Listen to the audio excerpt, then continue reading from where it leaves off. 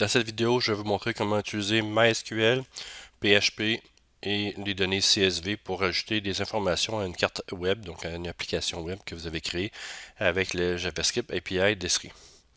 Donc, si on regarde précisément ce que j'ai, donc j'ai la notion de UAMP, donc le logiciel UAMP qui est déjà ouvert, qui fonctionne. J'ai à l'intérieur de ceci Apache, MySQL aussi qui roule. Et la première chose que je dois faire, c'est d'aller chercher dans PHP Admin pour préparer mes données.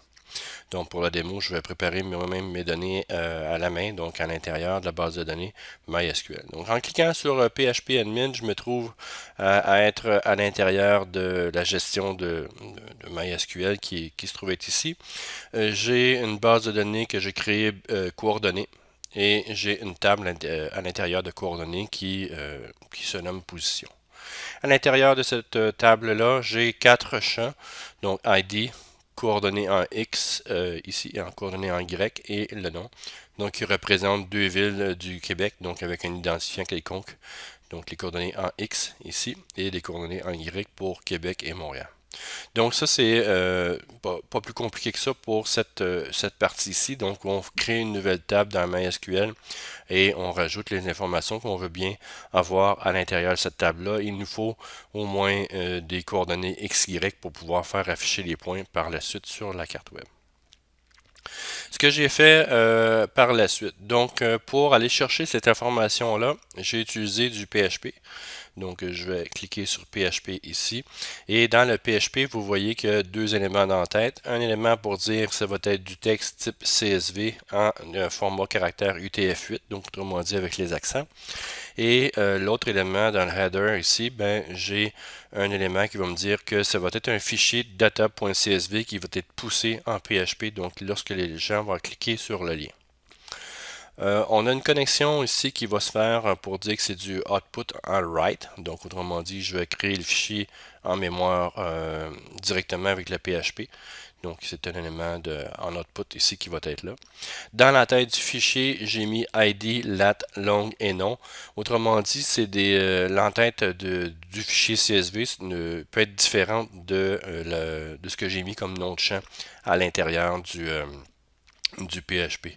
Donc pas à l'intérieur du PHP, mais à l'intérieur du MySQL, excusez-moi.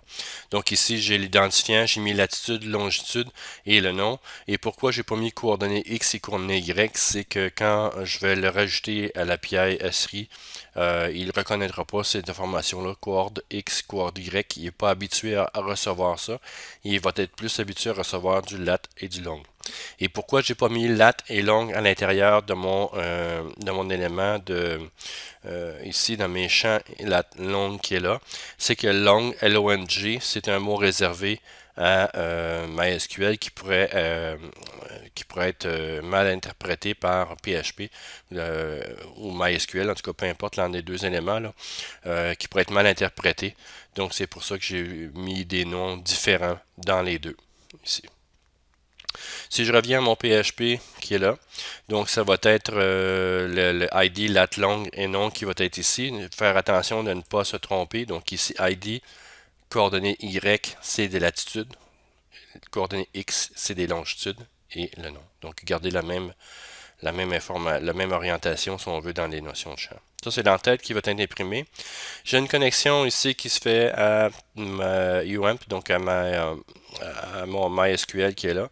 Donc, de base, le host, c'est localhost. Les mots de passe aussi de base de UAMP, c'est root comme usager et root comme password. J'ai rien changé de ce côté-là. Je me connecte à ma base de données coordonnées. Je fais une requête ici, va chercher tout ce qu'il y a à l'intérieur de la table position. Et s'il y a des résultats ici, ben, je vais aller chercher donc à chacun des éléments qu'il va y avoir à l'intérieur, à chaque ligne qui va être retournée, ben, je fais ici, mets-le dans le CSV, dans le fichier CSV, ici output row. Donc à chaque fois, je vais faire mon élément qui vient chercher le output ici, qui va être là. Et à la fin, ben, je libère les résultats. Donc je décroche les résultats et je ferme ma connexion avec mes données. Donc, si on regarde concrètement ce qu'il en est, si je m'en viens ici dans le navigateur que j'ai là, UAMP, j'ai GeoCSV qui en cliquant dessus, parce que j'ai mis index.php à l'intérieur du répertoire, ben, il me demande ici d'ouvrir le fichier data.csv. Je vais l'ouvrir avec Excel. Donc, il me rouvre mes informations et si on regarde, c'est vraiment un fichier ID lat long nom qui est là et on a l'information qui est bien représentée. Donc, par la suite, ben, c'est pas plus compliqué pour aller chercher l'information avec l'API Esri.